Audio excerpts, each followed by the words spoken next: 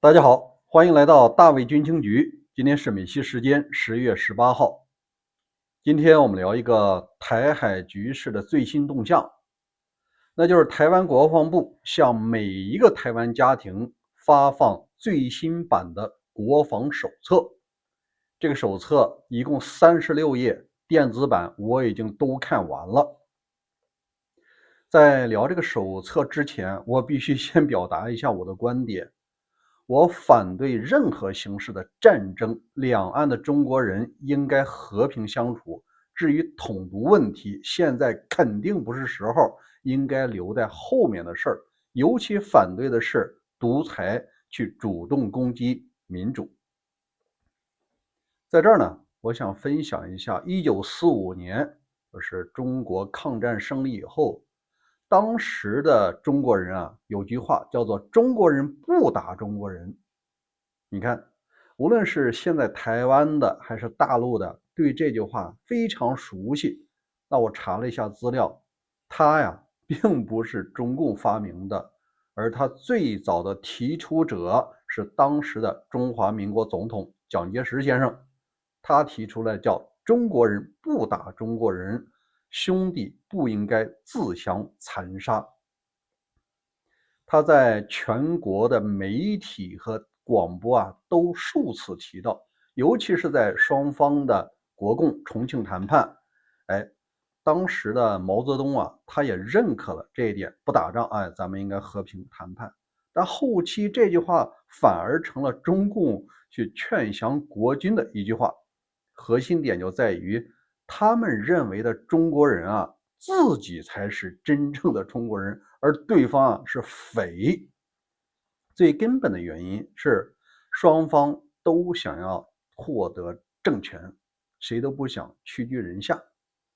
所以说现在啊，这句话可能又到了反思的时候了。两岸的中国人会不会在未来的3年左右的时间里再次兵戎相见呢？所以说，台湾的政府向民众发放这样的手册，是因为他也感觉到种种迹象表明，这种风险是越来越大。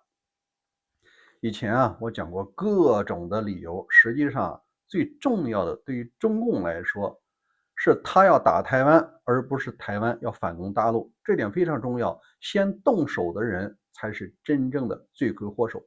那他为啥要动手呢？一句话就是，在中共经济下行、民怨沸腾的时候，他不愿意像看到台湾这面镜子，因为台湾享受了自由繁荣。那大陆人就问，都是中国人，为什么你这种统治方法让大家一生啊都成了牛马，买了房子，现在房价跌了，都要借钱来卖房，再背身债。所以说，台湾的镜子的作用必须打碎，这也就是独裁者啊，不仅仅是要这块土地，而是要砸这面镜子。以前的节目我都讲过了，不再赘述。那接下来我着重讲一下这个手册都讲了一些什么内容。36页啊，我都看了个遍。那我总结一下重点吧。虽然叫民防手册，但实际上这里边自然灾害的章节不多，大多数是应对军事入侵。如果有一天战争来临，民众如何自处？实际上这里面讲到了一个是必要的饮食、药品、水、衣服的准备，尤其是婴幼儿的准备。因为真正打起仗来啊，民众在电影里看到的情节可能就会发生在身边，你必须要提前做好准备。另外呢，有8项非常重要，我挨个给大家拢一遍啊，因为时间关系只抓重点。第一个啊，他就提到了是，他会利用各种媒体，然后呢，黑客技术啊，包括中央社啊，一些那个其他媒体啊，他会播放前线溃败，然后呢，总统投降，而且总统可能会发布什么投降书，这个东西啊是假的。尤其这个手册提到，凡是你看到这个东西，它一律是假消息。台湾叫混合战，中共有一个更专业的名字叫做超限战。你像这种用黑客技术发放假视频、假消息啊，以后可能成为战争的一部分。那第二个，他又提到呢，中共的网络黑客攻击啊，会造成经济的损失，然后呢，所有的政府机构官网停掉，也就是行政会失能。第三个，他提到呢，黑客技术会让你的钱取不出来，银行这个封掉了，然后呢，股市崩了，而且呢，货币不能自由流通。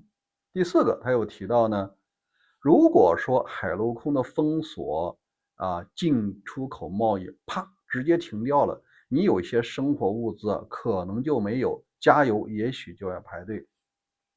第五个，他又提到有一些特工的奇袭对生活造成现实的影响，包括自来水厂啊、电厂啊、煤气啊都停掉，你也要做好这个准备。第六个呢，又提到了这么各类的攻击，包括医院啊、指挥所啊，如果建筑设施受到攻击，如何自救的问题。第七个，他又提到了什么呢？如果敌军真的作战他指敌军那肯定是共军了。如果登陆了以后，你看到你要及时离开。原来的版本是说你要辨认到底是自己人是国军呢还是共军啊，这次不提了，只要你看到军人不要拍照，而且要及时找个地方隐蔽起来。这句话也是对的，因为实际上共军他也有可能穿台军的衣服，你搞不清他是干嘛的哈。最好的办法是什么？及时隐蔽，然后呢不要上传视频。第八个也是非常重要的一点，那就是有些人呢，他会在各个场合出现，然后呢，让你提供一些信息。你看，上一周我就看到国防部门破获了一个间谍案，他动员了台军现役和退役的军人为他们提供情报。所以这个手册主要讲的是，如果战争来临，民众如何自处。好吧，最后我想发表一下我个人的观点两岸中国人确实不应该打，但是威权专制想要来征服民主的时候，民主的一方应该有权反击，这个没毛病吧？那问题是真正的打起仗来，它不仅是前线将士的这个捍卫自己的国土，更重要的是民众在后边不能掉链子。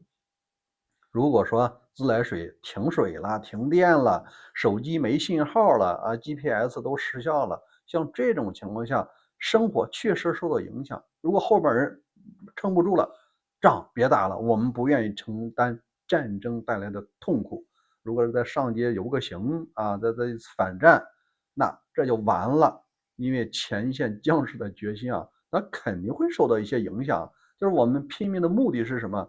为了捍卫这片国土和2000多万人的民主和生活方式。如果你民众自己都撑不住了，那我们倒不如顺势而为，那就可就是兵败如山倒了。